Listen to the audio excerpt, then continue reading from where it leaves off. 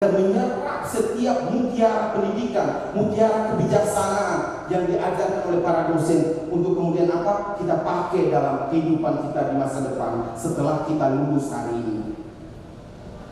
Itu tridharma perguruan tinggi yang pertama, pendidikan. Yang kedua, penelitian dan pengembangan. Tentu saja wisudawan-wisudawati Civitas Akademika Swadharma tidak berhenti belajar di sini saja. Kadang-kadang kita lega, selesai, tidak mau belajar lagi, sekarang saatnya menikmati hidup. Kadang, tapi tidak semuanya, karena sekolah yang sebenarnya adalah kehidupan itu sendiri. Ada game yang mengatakan bahwa setiap orang adalah guru, setiap tempat adalah sekolah, setiap aktivitas adalah proses pendidikan. Itu benar sekali, benar luar biasa. Saya lulus dari Fakultas Hukum UGM di tahun 2003, melanjutkan pendidikan di S2 Fakultas Hukum Universitas Indonesia. Memang sekolah favorit, tapi saya merasakan bahwa sekolah yang sebenarnya adalah terlupaan kehidupan saya sehari-hari. Itulah sekolah yang sebenarnya menjadikan saya kemampuan berpikir dengan lebih baik, menganalisis dengan baik. Memang apa yang diajarkan di UGM, di Universitas Indonesia itu luar biasa. Tapi sebenarnya cara saya mengeksplorasi itu adalah dalam kehidupan sehari-hari. Itu adalah sekolah kehidupan. Makanya pengembangan, penelitian dan pengembangan sebagai butir kedua dari tridharma perguruan tinggi harus kita sadari. Kita harus tetap menulis, meskipun tidak menulis skripsi lagi atau tidak menulis sesuatu yang panjang ilmiah, tapi tulislah sesuatu yang berarti yang kemudian itu dibagikan kepada orang lain, terutama sekarang di era digital. Menulislah hal-hal baik, positivisme, hal-hal optimisme. Jangan kita menyebarkan kebencian melalui media sosial kita. Civitas Akademika, keluarga besar STIMIK Swadharma yang kami hormati, akhir-akhir ini menjelang Pilpres pemilihan legislatif 2019, luar biasa bangsa kita, panas luar biasa, terutama di media sosial. Terkadang kami di Kementerian Kominfo selaku regulator, selaku fasilitator di sektor telekomunikasi, penyiaran, internet dan lain-lain, kadang-kadang apakah kami sanggup melakukan netralisir atas setiap konten yang tumbuh begitu masif, serangan membabi buta dari satu pihak kepada pihak lainnya. Ada yang kita sebut the cebongers, ada yang di pihak lain decapretos. Itu berjuang, bergerak apa? Mencari suara melalui netizen, melalui aktivitas mereka di media sosial, yang kemudian disadari mereka saling mencapik-capik di media sosial, memporak-porandakan apa? Bangunan kebangsaan kita. Kami Kementerian Kominfo benar-benar berharap Civitas Akademika, wisudawan-wisudawati STIMIK Swadharma tidak menjadi bagian dari orang-orang yang menggunakan media sosialnya untuk kepentingan memprovokasi keadaan, memprovokasi kepentingan sesaat politis yang kemudian dapat membahayakan bangsa ini. Tulislah dengan baik, bijaklah dalam bermedia sosial. Butir kedua tridharma perguruan tinggi yang harus kita pahami. Walaupun tidak melakukan penelitian secara serius, pengembangan litbang secara serius, tapi melalui mekanisme kontrol diri kita, melalui kesadaran diri kita akan pentingnya bangsa ini maju ke depan, itu yang dibutuhkan dari kita saat ini. Tridharma perguruan tinggi yang ketiga, kita lihat pengabdian kepada masyarakat. Ini luar biasa. Saya kadang terharu ketika dulu lulus dari Gajah Mada dibacakan tridharma perguruan tinggi itu sekali lagi, dan masa selama kuliah 3 tahun di Gajah Mada, kata pengabdian kepada masyarakat itu kata kunci. Ini key point, keyword. Sia-sialah sekolah kita, sia-sialah sarjana yang kita miliki jika kita menggunakan hanya untuk kepentingan kita sendiri. Gunakan itu untuk mengabdi masyarakat. Gunakanlah ilmu yang kita miliki untuk memberikan yang terbaik bagi masyarakat, bagi bangsa, bagi negara. Apa saja, gampang. Seperti saya katakan tadi, dalam bermedia sosial, bijaklah, jarimu harimaumu. Kalau dulu mulutmu harimaumu, sekarang jempol harimaumu. Sebagai lulusan wisudawan, wisudawati Swadharma Stimik ini, kami harapkan gunakanlah jempol dan jari-jari dengan baik. Agar apa? Kita mengabdi masyarakat dengan cara yang paling sederhana, tidak melukai hati masyarakat kita dengan postingan-postingan yang membabi buta, yang menyampaikan ujaran kebencian, permusuhan, rasisme. Itu pengabdian yang paling sederhana. Kita menebarkan kebaikan, menyebarkan optimisme bahwa bangsa ini adalah bangsa yang besar. Bung Karno menyatakan berulang kali, luar biasa Indonesia ini, dibangun dari semacam suku. Saya dari Flores, suku Ende, kecil sekali dalam peta wilayah Indonesia yang besar, Sabang, Merauke, Miangas, Pulau Rote. Tapi karena saya menyadari kecilnya saya dari suku Ende di Flores, tapi menjadi bagian yang luar biasa dari Indonesia tercinta ini. Saya menyadari penuh itu, dan saya ingin para wisudawan-wisudawan menyadari itu.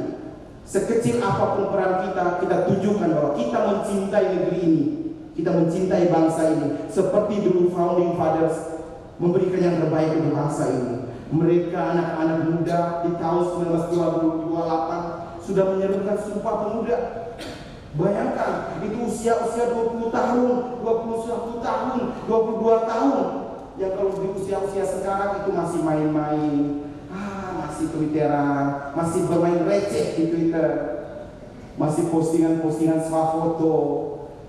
Di masa itu 22 tahun mereka sudah menyampaikan sebuah gagasan besar tentang bangsa Indonesia bernama Sumpah Pemuda. Satu bertanah air, satu tanah air Indonesia. Luar biasa Indonesia. Mereka sudah menyatakan itu. Yang kedua apa? Berbangsa satu, bangsa Indonesia. Yang ketiga, menjunjung bahasa persatuan, bahasa Indonesia. Mereka keren sekali, bukan memilih satu bahasa, tapi menjunjung. Artinya apa? Mereka menyadari bahwa apa bahasa ibu kita, bahasa daerah kita. Mereka menghargai suku Jawa, ada bahasa Jawanya. Menghargai suku Melayu, ada bahasa Melayu. Melayu Riau, Melayu Kepri, Melayu Macam Padang dan seterusnya. Menyadari ada bahasa Ambon, bahasa Papua.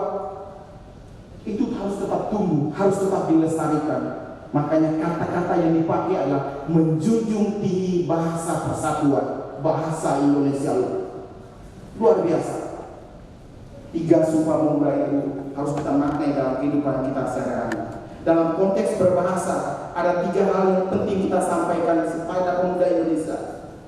Kita wajib mengutamakan bahasa Indonesia sebagai bahasa persatuan, tapi tetap melestarikan bahasa ibu kita, bahasa daerah kita. Bahasa Sunda yang luar biasa keren, halus banget. Bahasa Jawa, saya pernah di Jogja, jadi mengerti bahasa Jawa sedikit. Mboten, saged, itu keren Pak, bahasa daerah kita. Jangan pernah hilang, lestarikanlah itu. Dan dalam kaitan dengan globalisasi, pergaulan internasional, kita harus menguasai bahasa asing. Yes, English is a must. Peran strategis pemuda dalam era digital. Itu judul orasi ilmiah saya tadi. Saya ingin sampaikan peran strategis itu seperti apa. Hari ini Pak Ketua Yayasan, Pak Ketua Stimik Swadharma dan Civitas Akademika, hoaks merajalela. Benar, saya sebagai juru bicara Kominfo setiap hari harus selalu mengumumkan hoax of the day, hoax of the day, hoax hari ini. Ketika bencana alam di Palu Donggala, hoax bertebaran. Ketika peristiwa jatuhnya Lion, hoax muncul lagi. Apa itu sebenarnya hoax? Ini namanya orasi ilmiah, jadi saya harus menjelaskan secara ilmiah. Apa itu hoax? Banyak sekali definisi tentang hoax. Ada hoax yang disebut sebagai misinformasi, penyampaian informasi yang salah tapi tidak disengaja, keliru begitu saja, tidak ada unsur kesengajaan di sana. Itu namanya misinformasi. Tapi yang lebih berbahaya ada namanya disinformasi. Itu hoax yang diciptakan dengan sengaja untuk apa? Untuk memecah belah bangsa, untuk memecah belah Indonesia dari apa? Dari kesatuan. Ada hoax lain yang disebut sebagai fitnah, yaitu menyerang individu tertentu, menyerang pasangan calon presiden A, pasangan calon wakil presiden B, dan seterusnya. Itu fitnah. Ada hoax terkait dengan bidang kesehatan, dikatakan misalnya obat jenis ini tidak boleh dikonsumsi karena mengandung A, B, C, D, E. Sebarkan, viralkan. Padahal hoax itu diciptakan oleh kompetitornya, oleh produk sejenis. Kemudian kita yang tidak tahu menahu dan menyebarkan. Kemudian kita kirimkan dengan WhatsApp group. Saya dapat dari tetangga sebelah. Tetangga yang mana? Ya, itu fenomena global, fenomena Indonesia. Hoax telah mengkotak-kotakan bangsa kita. Kalau dalam hal ini saat ini dua kubu besar, dua segregasi, 01 versus 02. Serius, ini memang harus disampaikan dalam konteks ilmiah hari ini. 01, 02. Padahal bangsa ini harus tetap tumbuh, tetap maju. 17 April akan kita lewati. Serius. Pada pukul 5 sore, 6 sore di tanggal 17 April 2019, ketika pagi harinya mulai pukul 8 kita mencoblos, memilih presiden dan wapres pilihan kita, memilih partai politik yang kita yakini mampu menjawab inspirasi kita, memilih calon anggota DPR RI, memilih DPD RI, memilih DPRD provinsi, DPRD kabupaten kota. Di pagi sampai sore dan sore harinya sudah selesai. Serius. Jadi perpecahan, konflik-konflik yang diciptakan hari-hari ini akan selesai pada 17 April sore. Jadi jangan terprovokasi. Hanya karena kepentingan politik sesaat kita diadu domba. Jangan sampai, apalagi kita pemuda Indonesia yang memahami betapa bangsa ini telah disiapkan, dibangun oleh darah dan air mata oleh founding fathers kita. Peran strategis pemuda Indonesia di era digital adalah memastikan tidak ikut-ikut menyebarkan hoax, tidak ikut-ikut menyebarkan ujaran kebencian, tidak ikut-ikut menyampaikan kabar bohong, tapi sebaliknya mari bahu-membahu melawan kabar palsu, mari gotong royong melawan berita bohong.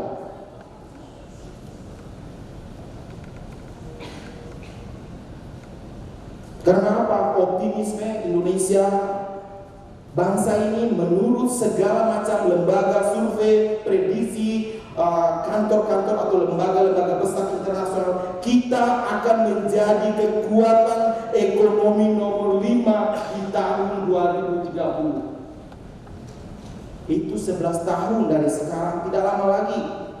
Kita akan menjadi kekuatan ekonomi nomor 5 setelah Tiongkok, Amerika Serikat, India, Jepang. Kita nomor 5. Segala format struktur infrastruktur yang telah disiapkan belakangan ini adalah jalan menuju kekuatan ekonomi nomor 5 dunia. Jadi tidak ada ruang bagi pesimisme. Say no to pessimism.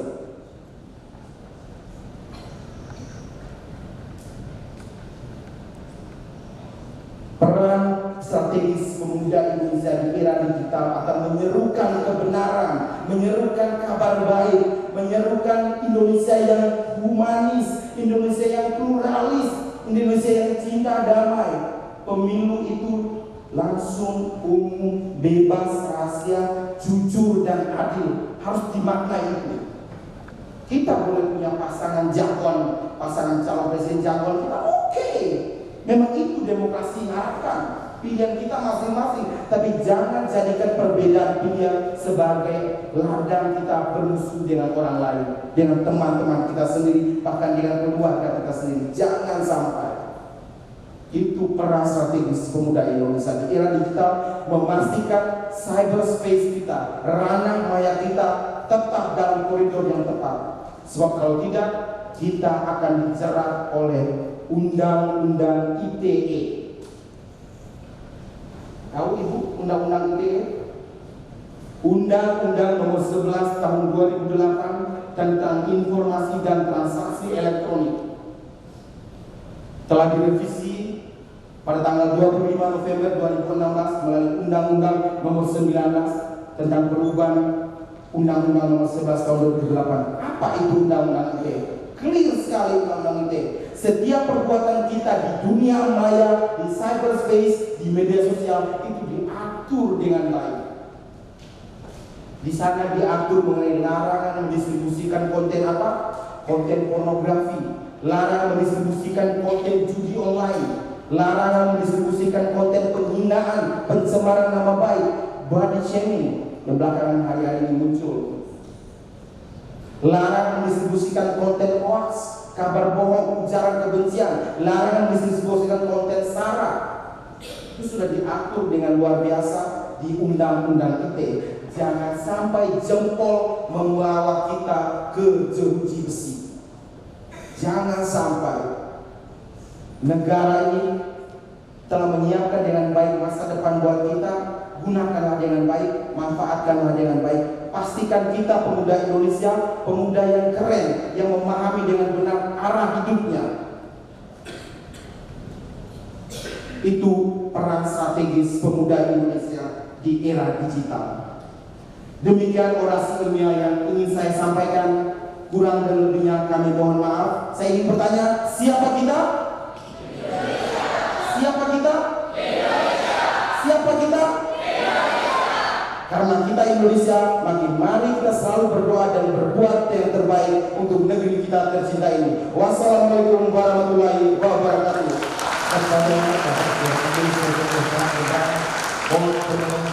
Untuk menerima tanda kenang-kenangan yang diserahkan oleh Ketua SMK Swadharma, Bapak Nur Sucahyo SSNM, kami silakan.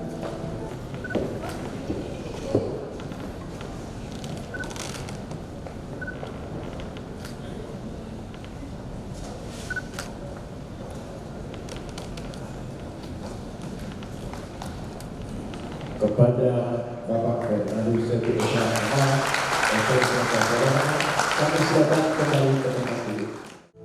Taufik Nur Iman, Sarjana Komputer. Fahri Fanani, Sarjana Komputer.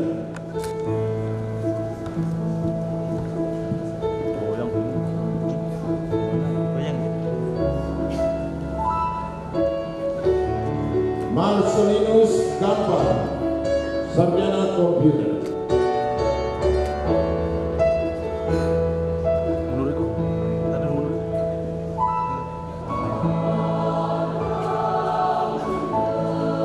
Budiarto, Sarjana Komputer.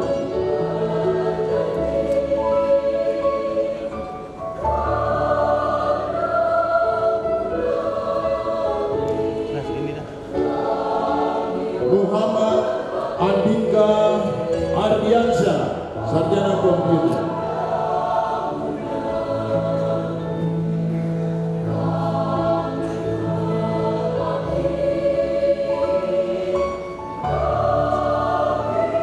Aziz Setiawan, Sarjana Komputer.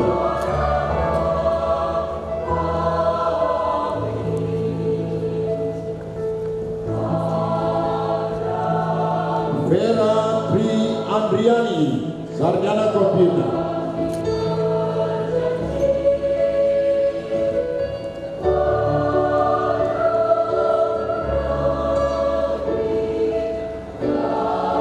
Ahmad Fatih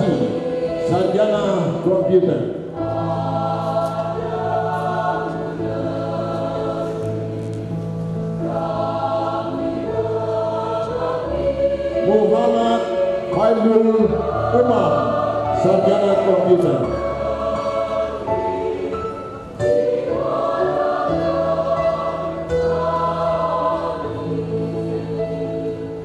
Arif Irwanto, sarjana komputer.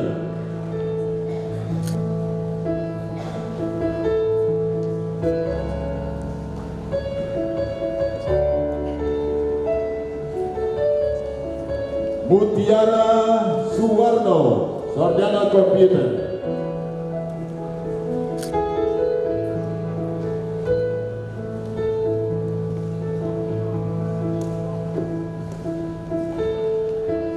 Ulfa Dewi, sarjana komputer.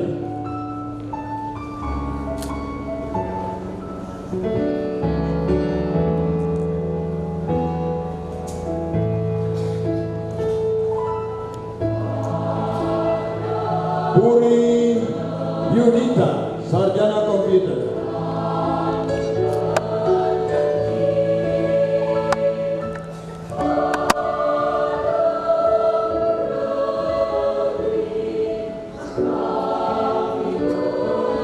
Ervin Dwi Pradana, sarjana komputer.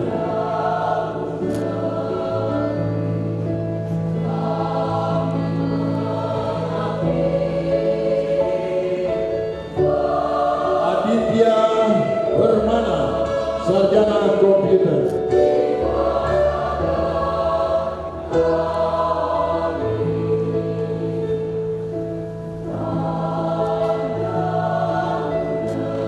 Adrian Ramadan, sarjana komputer.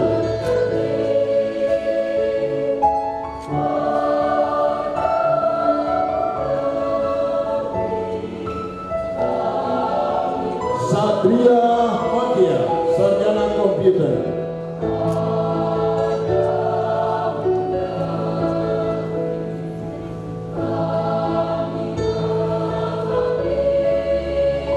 Eri Mulyono, sarjana komputer.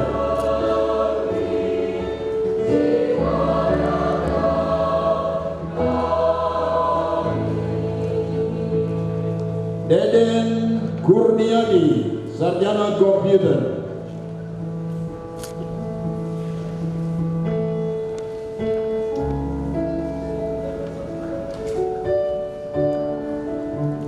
Agesti Kurniawan, sarjana komputer.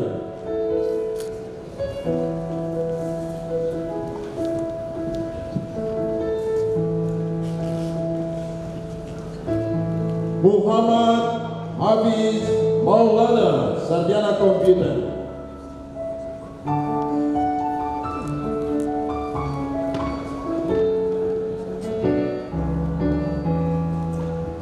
Andri Setiawan, sarjana komputer.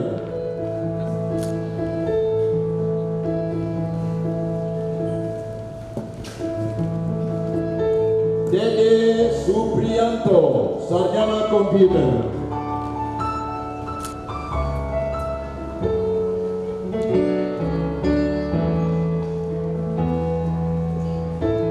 Burhan Nudin, sarjana komputer.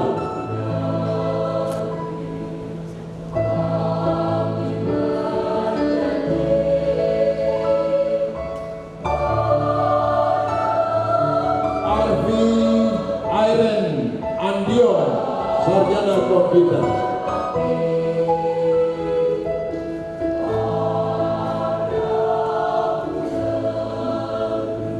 Sutriawan, sarjana komputer.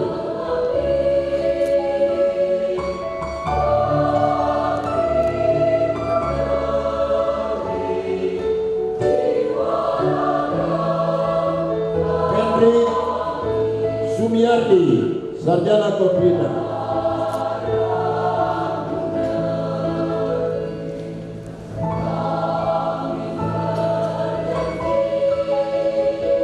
Arum Ratnasari, sarjana komputer.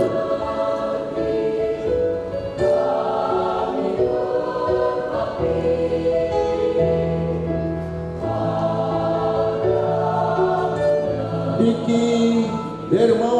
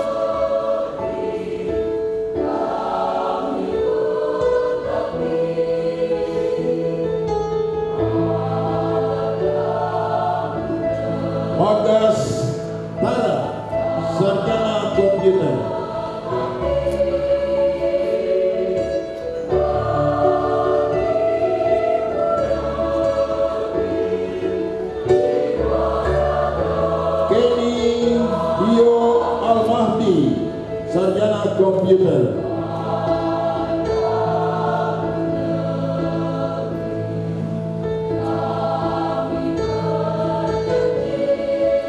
Al-Anbari, Sarjana Komputer.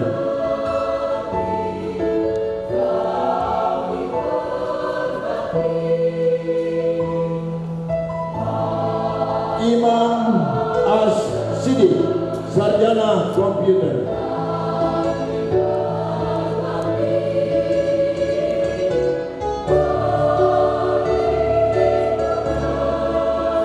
Ardi, Sarjana Komputer.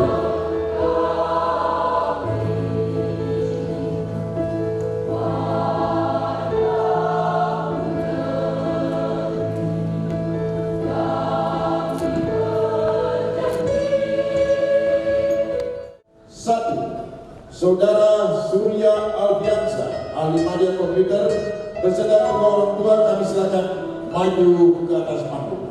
Dua, Saudara Budi Indrayana, sarjana komputer beserta kedua orang tua, kami silakan maju ke depan panggung.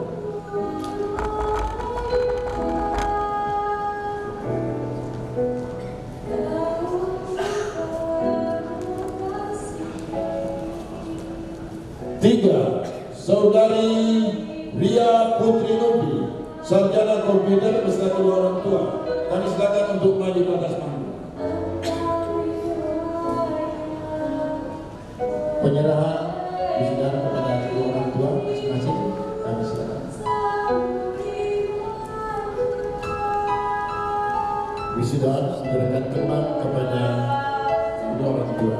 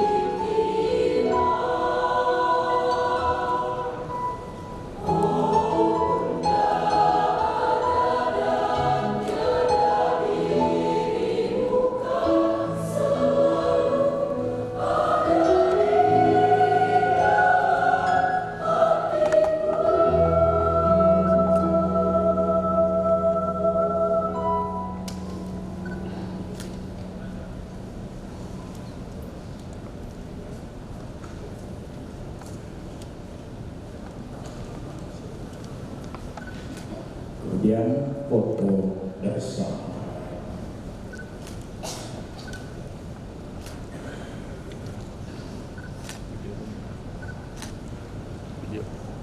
Belum.